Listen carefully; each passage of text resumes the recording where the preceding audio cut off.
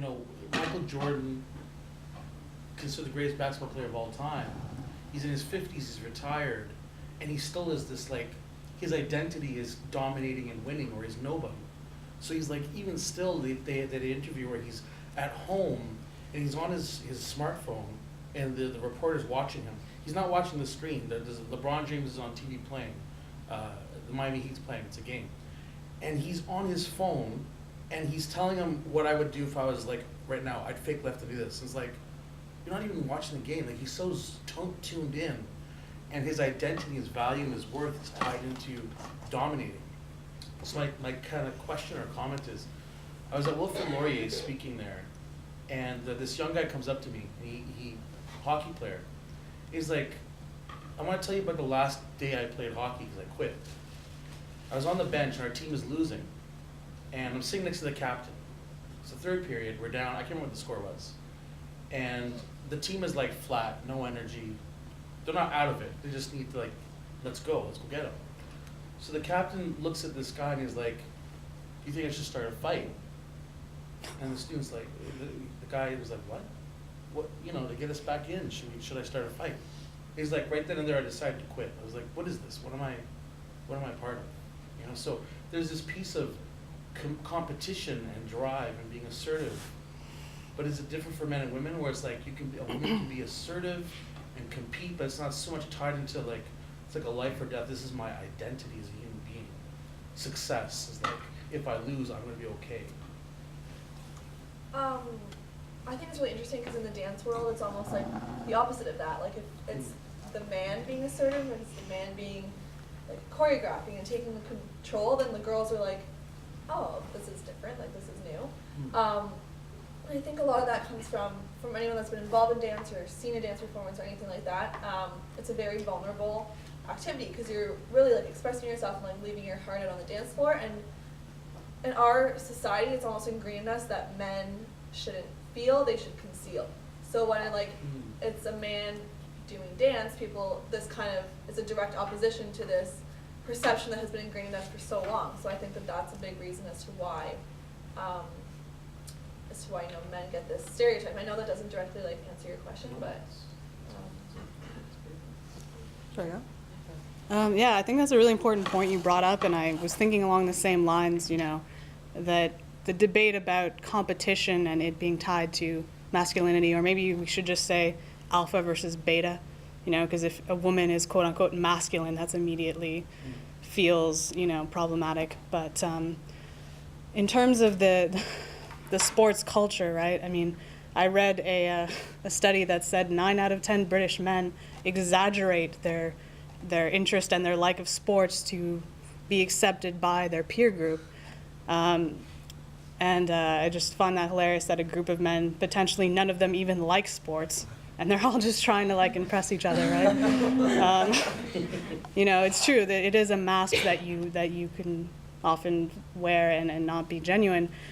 And I don't know, I've done a lot of research about competition as a virtue, and I know it's almost sacrilegious to say, oh, there's healthy competition, there's unhealthy competition, but for people who measure their self-worth against how they do in relation to other people, that's actually really unhealthy. I mean, I know it's almost like, oh, your personal best.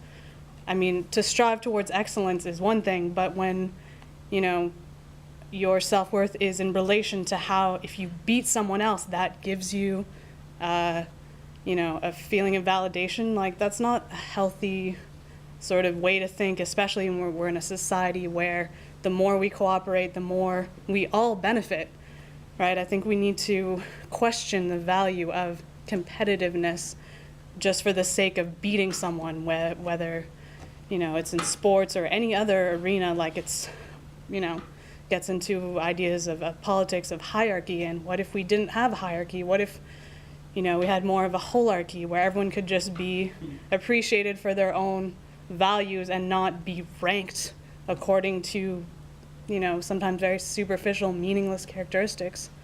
So I just think, that's something to think about, the value of competitiveness. And I would just put out there this scholar named Alfie Cohen, who wrote a great book called The Case Against Competition, where he was looking at again, all the research and the studies showing that, in fact, there may not even be a healthy amount of competition, that maybe that whole idea is in fact quite unhealthy.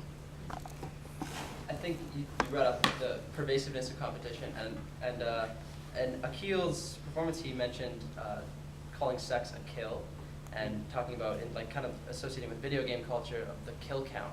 And so guys are like, well, what's your kill count? And as soon as that becomes a competition, I mean, obviously there's a lot more to do with it just by calling it a kill, and there's a lot of other things, but just turning that into a competition makes it so part of your identity is wrapped together with just the number of women that you've had sex with.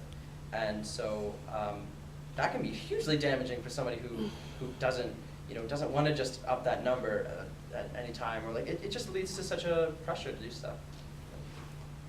So yeah, actually I'll agree with what I was a high school athlete and I played hockey and soccer and all those sports. And when I was around 14 years old, I wanted to be a competitive dancer. So I decided to pursue the career of competitive dancing. And I wasn't that good, but with practice and whatnot, I would go on stage and perform, and like she said, leave your heart on stage.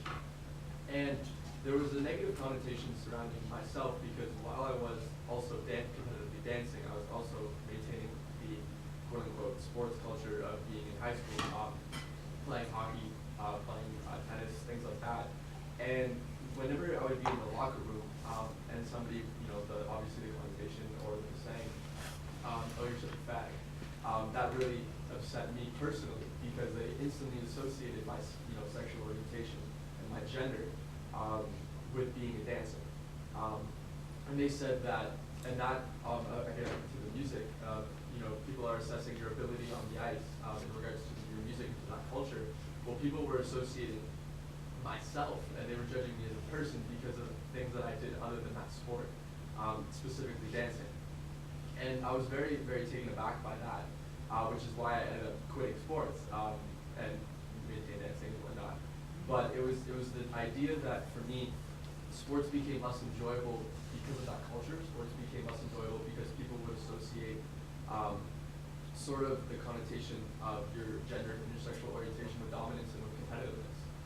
And on that competitiveness point, being a dancer and being in sports, I feel like a lot of people have a misconception that the competitiveness is very different.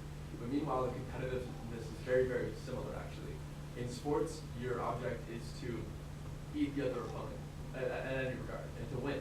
And in dancing, obviously you want to achieve your own success, but at the same time, being a dancer and being the only male dancer in that category, with women in dancing and with dancers in general, it was always to beat the other opponent. And they wouldn't call each other faggots, and they wouldn't say you're gay, but they would use slurs and use negative associations in order to make themselves seem better than the other person, and for them to make their performances and their ideologies seem better than the other person. So that was just something that I found, and on both sides of the stream, being a dancer and being involved in hyper-masculine sports as well. So